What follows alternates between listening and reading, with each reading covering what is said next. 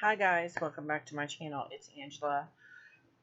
I was going to do this yesterday as it was a week ago yesterday, but as promised, we are back with chapter 2 of Memoirs of a Birth Mother by me.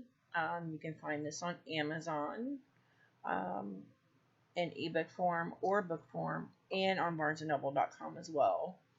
Um, Again, to recap, it is the story, my story of what I went through, the trials and the issues I had when I gave my daughter up for adoption 24 years ago now. Her birthday was the 17th of May. Um, so I read you guys the introduction in chapter 1. And my chapters are really, really small. So I may go ahead and read you guys chapter 3 as well. We'll see how far we get into this here. It's not as small as I think, but we'll see. So, um, we're on to chapter 2. My first hazy memories should never be someone's first memories.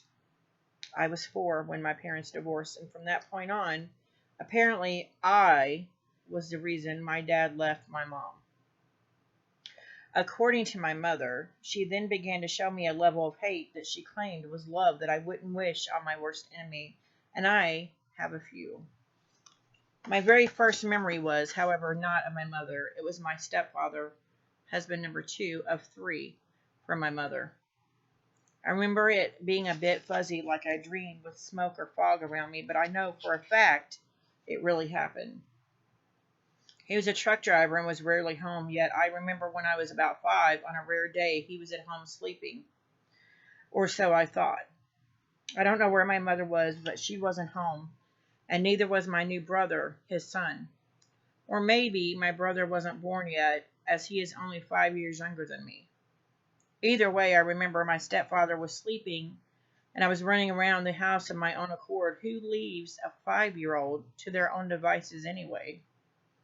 It's a good thing I wasn't a real troublemaker. I could have burnt the house down or something. I remember my stepfather calling my name and asking me to come to the back bedroom. I came into the room, and there he was in nothing but his underwear. His rotund body lying there like a beached whale with nothing but a pair of tighty-whities. I remember him pulling his underwear down and asking me to touch his penis. I was scared, as I knew this picture was very, very wrong. The memory gets hazy from there, but that is the gist of my very first memory. How horrible is that? Another man in my house, not my father, and he was asking me to do something a grown woman should never be asked to do, let alone a 5-year-old. Little did I know this would begin a long line of situations I would find myself in with this man for many years to come. My mother never knew until I got much older and had left home. Even then, she showed no compassion over what her ex-husband had done to me for the better part of 12 years. All she said was that she wished she had known while they were married she would have taken him for everything he was worth.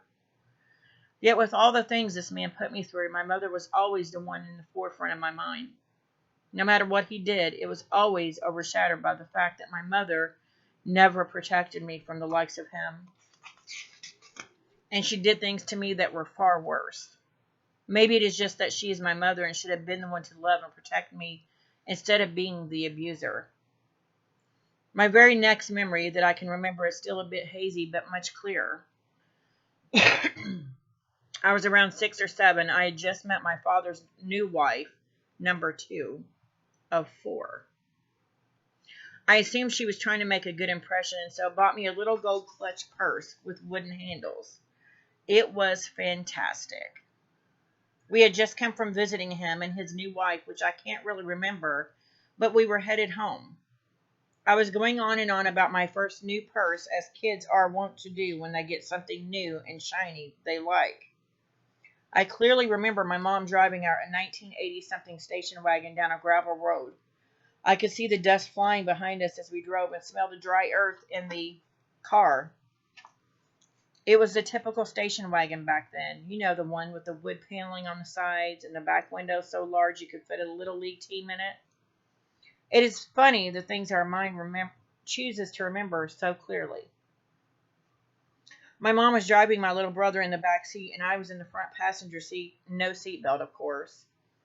I was raving about how sparkly my purse was, how gold it was, and how much I loved it one minute, and then the next, my mother, without a word, just grabbed it and threw it out the window. She just kept driving, never turning back to look at me or anything. I just looked at her in stunned silence. You see, even then, I knew at that young age there was no arguing or whining with to my mother. Even if I didn't know why at the time, I still knew better. There was never an explanation or anything. She just tossed it like it was trash and kept driving. I was crushed. How wrong is that? Now that I can pull memories and face them, which has taken a very long time, I can see it was her jealousy over the fact that I was raving about my dad's new wife and her gift. Even though my mom was already remarried and even had a child with him, that was the first time I can remember her utter selfishness when it came to my father. I get that he cheated and broke her heart, which is what inevitably tore their marriage apart. Yet after years of being divorced and her being remarried, you would have thought she had moved on and gotten over it. I guess not. That memory would become just one of many to come that I would be treated as an afterthought because of what he did to her. This makes me think of my daughter and her father. I was 18 when we met, and I thought he hung the moon. At 25, he was a bit older than me and smoking hot. He treated me like a queen. He was every woman's dream right up until the moment I told him I was pregnant. I was 19 when I had her, and the months preceding her birth quickly turned from a fairy tale to one of the worst nightmares I've ever experienced. Do I blame her? No. Do I judge her? No. She didn't ask to come into this world, and she couldn't help the parents she was born to.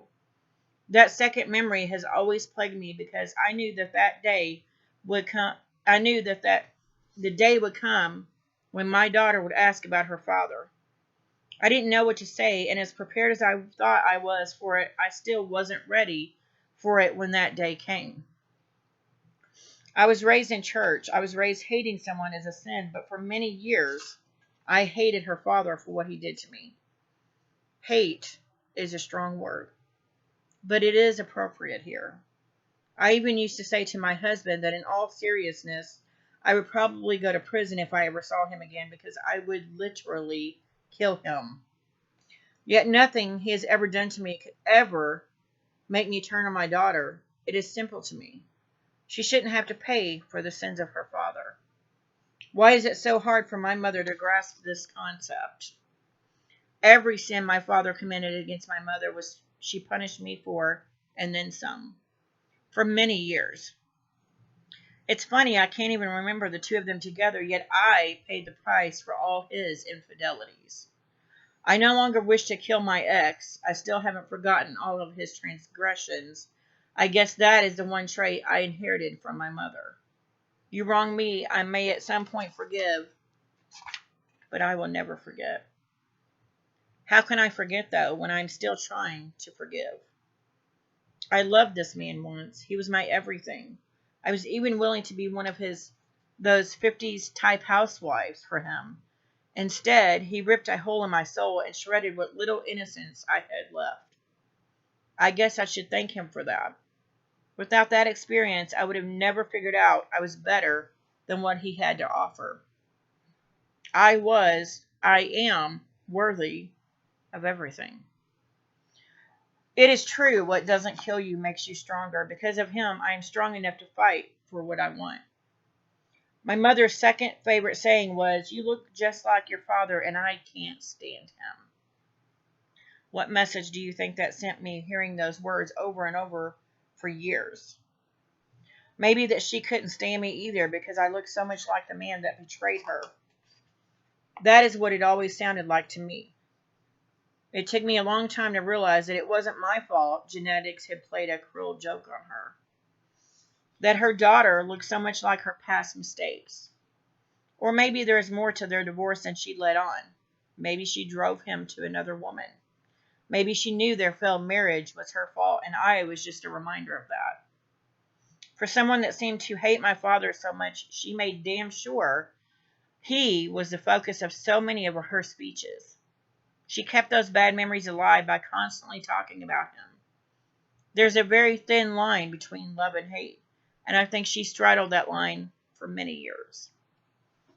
After all is said and done, everything I'd been through with my parents has made me the better version of them. They were like the what not to do guidebook of parenting. I used to think I was grateful to my mother for making me the strong person I am today, yet over the course of the last couple of years, I've been on a self-discovery journey, and I have discovered that she doesn't get credit. She doesn't deserve credit for that. I do. I am the one that was strong enough to break the chain of abuse and make the choice to be better than she was. I have learned that she doesn't get any props for me becoming who I am today. I overcame her. I am stronger than she was. I am who I am despite what she, my father, my stepfather, even my ex did to me. They tried to break me not only physically, but my mind as well. And once again, I survived. I persevered despite the challenges set before me. It brings a tear to my eye and a sort of peace to my heart when I think of the past and what I had to overcome. If I can overcome those odds and those hazy first memories, anything is possible. So, yeah, I think I will leave it there. That's the end of chapter 2.